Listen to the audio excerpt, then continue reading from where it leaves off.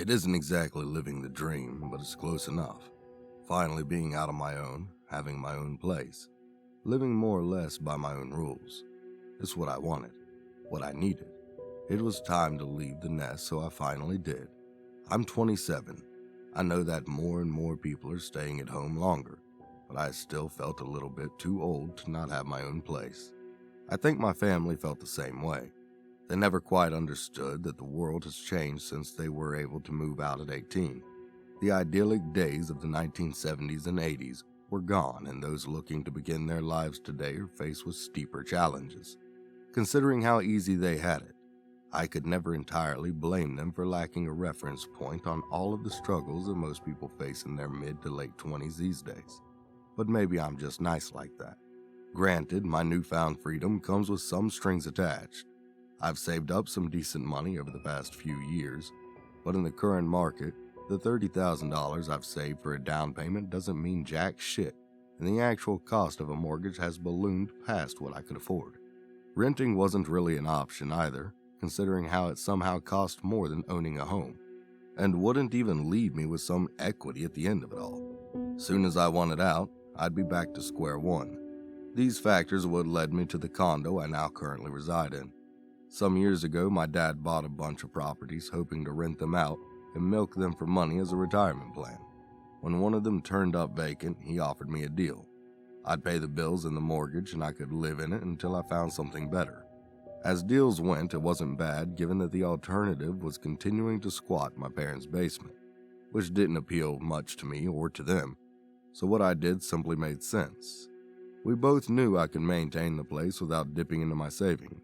It was a no-brainer. I never actually found out what happened to the previous tenants. Judging by what they left behind, they seemed like a young couple. The only thing my dad had said was that they'd left abruptly. Being the old-fashioned conservative boomer that he is, he attributed it to them all just skipping out because they couldn't afford the place. The town I live in isn't known to be particularly wealthy or luxurious. So, maybe that was exactly what happened. Whatever it was, it didn't matter to me at the time. Sure, maybe this condo isn't exactly what I wanted, but it'll do for now. This is a fair compromise. It's a stepping stone, and right now, I'll take it because a start is exactly what I need. I moved in the furniture yesterday. It's not much. The condo is still pretty empty, but hey, that's what starting out looks like. I cooked dinner in my own kitchen last night, then I sat in my quiet, semi-populated living room, watched an old Bond movie, and I felt alone. I watched the lightning flash from the thunderstorm in the distance out my 15th floor window, and I felt the strangest sense of ennui I've ever felt in my life. It's hard to ask if anyone else has ever experienced this too. This sense of, now what? Mixed with this lingering anxiety about the furniture. This is new. Being completely alone is new to me. Before, there were always people sleeping upstairs. A complicated family I preferred to avoid because all we did was get under each other's skin. When I was alone, I was never entirely alone. This is my house. Why do I feel like a stranger here then? Like a trespasser? How come it didn't feel like I was sleeping in my bed on the first few nights? Truth be told, I'm overwhelmed and intimidated. This is all so much, and I feel as if I'm no longer entirely sure of my place in the world. This is it. This is what I was looking for. Now I've got it and I'm still not happy. I was happy at first, but that was quickly replaced by this quiet emptiness and ennui. Oh God, the ennui is back again, isn't it? Just like it always comes back. That existential dread, that crushing fear. They say that the loss of familiarity is what makes moving so stressful and traumatic. But the furniture, the bed, everything is mine. It's familiar. The only thing different is the layout and the view from the window. How come it now all feels so alien? I tell myself that these things will pass in a few months. This will be home to me. In a few months, this will be normal. And yet, I wonder to myself if perhaps I'll end up back in the same bedroom I was in a month ago, living the same unhappy life I was already living. This doesn't quite feel real, but it will. I'm alone now. I'm alone for now. I think I'm alone. I think that I'm alone. I thought I saw something when I was going to the kitchen for a snack while I was watching my movie. My condo has a small hallway that leads to 2 bedrooms and a bathroom, and I've been turning one bedroom into an office. Given the amount of natural light that comes in, I usually keep the lights off, and so the hallway is supposed to be dark. This time, though, I noticed the lights were on in the bathroom at the end of the hall, and the door was hanging wide open. I stopped and stared, wondering if maybe I'd just forgotten to turn the light off last time I'd used the bathroom. But no, it wasn't just that. If it was just that, there would be no one standing in my bathroom door. There'd be no one else in my condo. I was supposed to be alone, but I wasn't. The standing figure did not move, and aside from a tall shadow in the doorway, I could make out nothing else about them. Their neck was craned slightly to watch me as they were taller than the door frame itself. But if they intended anything, they did not make those intentions even remotely clear. They just stared at me, and I stared back. Neither of us moved. Neither of us made a sound. I just stared into the darkened face and remained utterly frozen as I tried to process the visage before me. Then I did the only thing that made sense. I took a deep breath, headed for the door, and left. I snatched my car keys off their place by the door and took off downstairs. I slept in my car that night. When I came back up the next morning, I wasn't entirely sure just what to expect. What little furniture I had to be smashed, a threatening message on my wall, or worst of all, the same tall, dark figure in the bathroom, staring curiously at me from down the hall. But there was nothing, not a single thing out of place. When I at last felt brave enough to enter the bathroom, armed with a kitchen knife, all I was greeted by was my own junk cluttering the counter. Nothing else was out of place. Nothing was there that shouldn't be. I was completely alone again. Maybe I'd always been alone. Maybe I'd somehow hallucinated whatever the fuck it was I thought I'd seen. Maybe. You may wonder why I didn't call the police or something. What exactly was I supposed to tell them? There was no evidence of a break-in. Hell, I'm on the 15th fucking floor and the bathroom is the only room with no windows. The intruder, if indeed there ever was an intruder, never threatened me. Would the police even have believed me? Or would they have just shrugged it off as some jumpy loser not handling his first night alone in his new place very well? What do you think?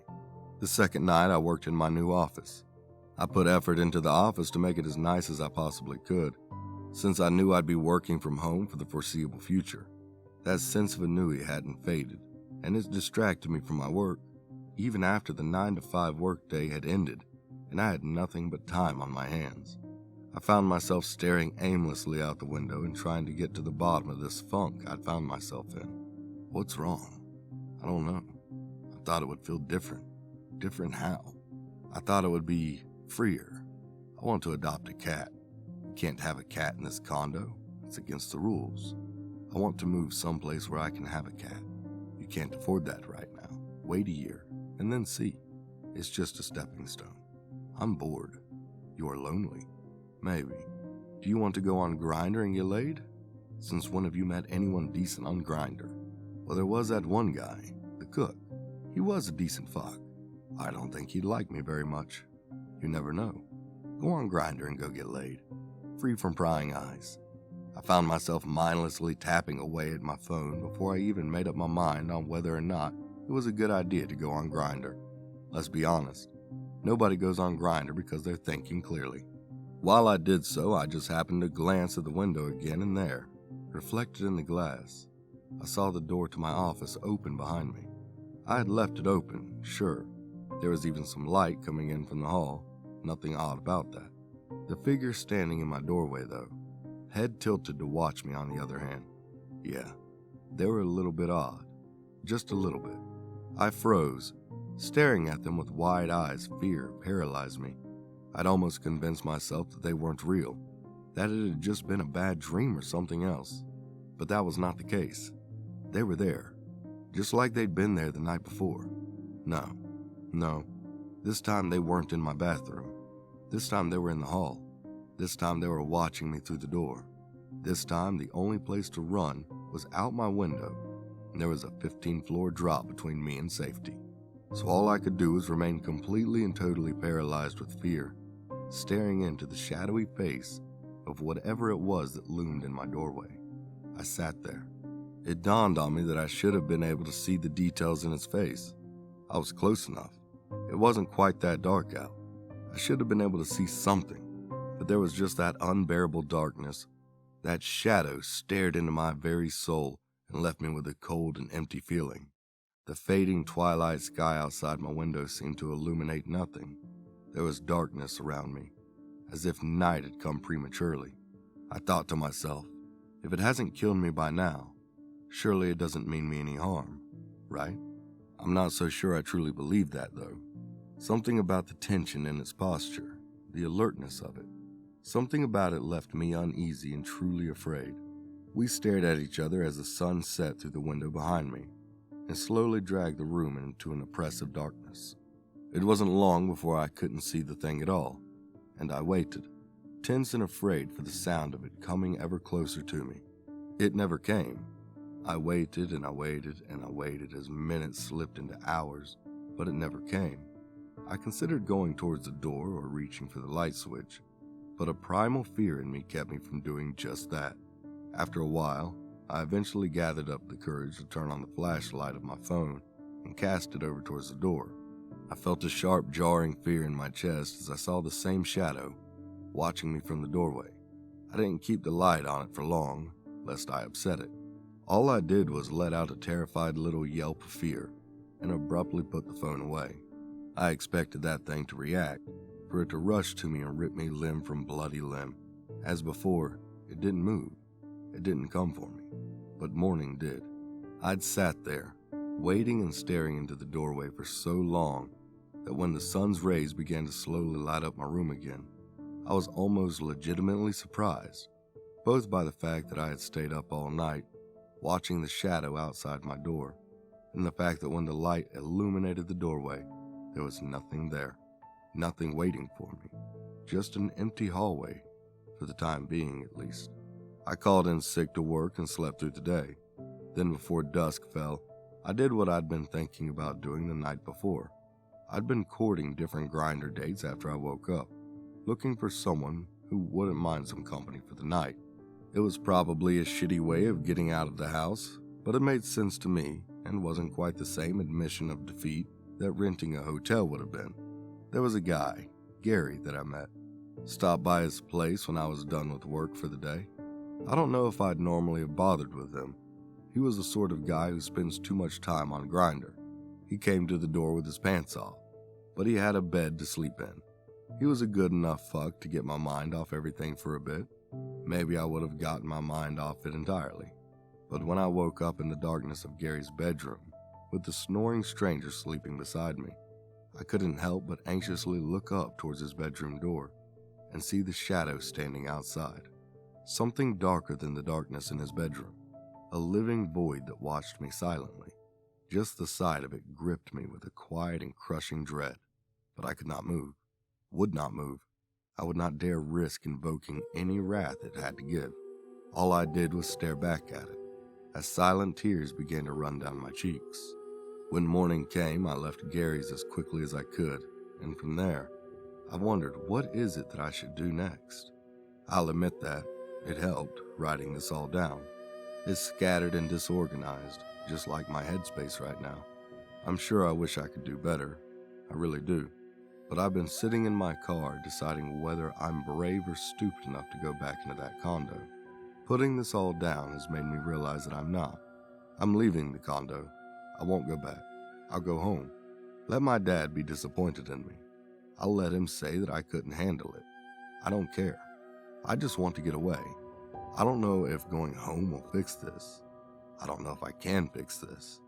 I don't know if it's curious or fucking with me, or if I'll spend the rest of my life waking up to see something watching me, or if one day it will go away. I know that my dad might say I went home because I can't handle being alone, but you have to understand, it's not the fear of being alone, but the knowledge that I'm not.